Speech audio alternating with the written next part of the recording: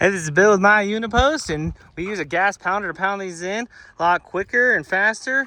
So we pounded this whole line in about an hour and a half. So all we do is set our line out, mark our eighths, then get to pounding.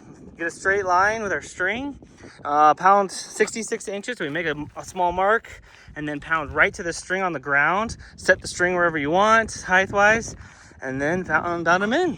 Corners, we came in standard rails, come in the side, pickets are on this side, cap on the back, and then we come in across to here, and then we go out the side actually, so that makes it easier to do the corners. And then we just put a picket right here, go right around the corner there. And yeah, so that's the easiest way to do it. Get a gas pounder. You can get from rental companies.